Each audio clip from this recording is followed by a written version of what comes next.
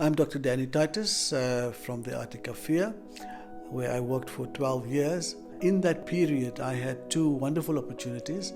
One was to work for the South African Human Rights Commission. And while I was doing that, the Department of Foreign Affairs approached me and they informed me of a vacancy. They have a United Nations expert mechanism on the rights of indigenous peoples, and they said they would like to nominate me, and I got the job and I worked there for 5 years part-time. How I define success? Sure. I think success is a trajectory. You start off with it at school, and there you achieve certain things, and it motivates you further down. Because where I'm now, I can look back. I can look back at the days when I became first in my class, and how I excelled in sport, and how that became building blocks upon building blocks upon building blocks, and in the end it is a whole trajectory. That if you are on that trajectory, it is as if there's no turning back. But it is achieving beyond the normal. It is stepping out of the normal and give yourself the opportunity to experience that. I'm very scared of the pandemic. I really am very scared. I'm very concerned about people who are reckless with the pandemic.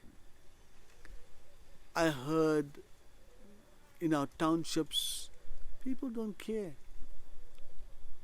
People do not care. Okay, you can bring some kind of understanding in terms of some people living in small housing opportunities, but I hear news from friends in Cape Town. Cape Town is now the epicenter of the deaths and of the virus. But my sister-in-law told me, just up the road, shops are open. People are going there as if there's nothing going on with the virus.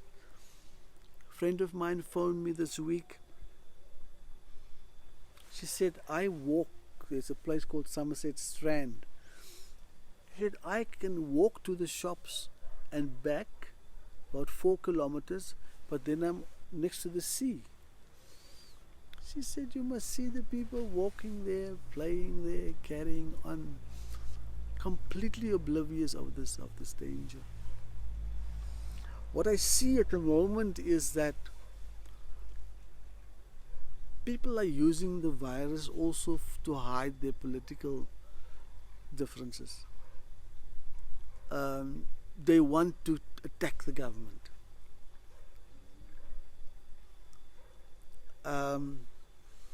The challenge, as you know, is between understanding the complexity and the danger of the virus, locking people up, but on the other hand, we cannot let our economy die.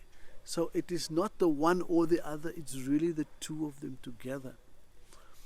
But now you see people going to court, and you see government not doing very well in its explanations, government not doing very well in terms of its implementation.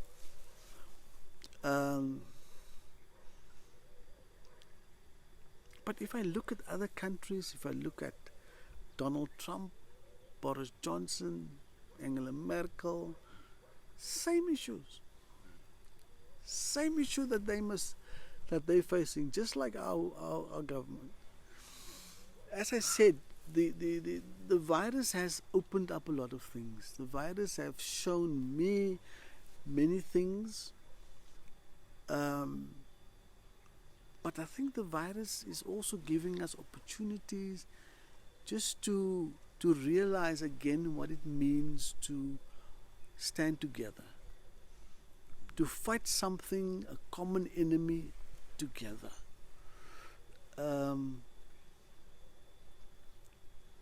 I find unity in South Africa very important, but I don't think the unity must be based on loose things. I think the unity must also be based on diversity, on our differences, where we can say despite our differences, we have to fight this thing together. Where we can say despite our differences, we don't need to fall apart. At the moment, that is where South Africa is. Saying, when President Ramaphosa started with his call, we were all okay, we were all united. But now, the thing is falling apart. And we cannot fall apart. We cannot fall apart. We have a limit of 63. So that is what came to the end, because I reached that age. Normal age is 65. I don't think they will fill my position, because the organization has been dealt a serious blow with the virus. I'm getting 40% of my salary this month, because they cannot pay salaries anymore. DAK, it stands for Doman, Oudtshoorn and Krutua, Khoi leaders at the time of Van Riebeeck. So we are, as a duck network, focusing on identity, which is a very difficult thing in the colored community, but you must address it.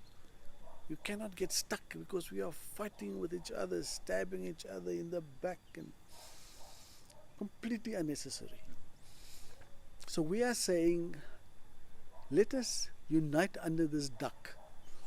Let us just not unite to the sense of everybody, in the sense that everybody must be the same, but give you an opportunity to come and express yourself. Feel at home. Feel comfortable under this roof. To come and address the issues, because we've got bigger things, we've got bigger fish to fry. We cannot get stuck in identity stuff. You know, I find that we need to share our stories, because we are very unknown to each other. We don't know each other. We don't understand each other. And I would like to encourage people to read more, but I also want to encourage people to write more.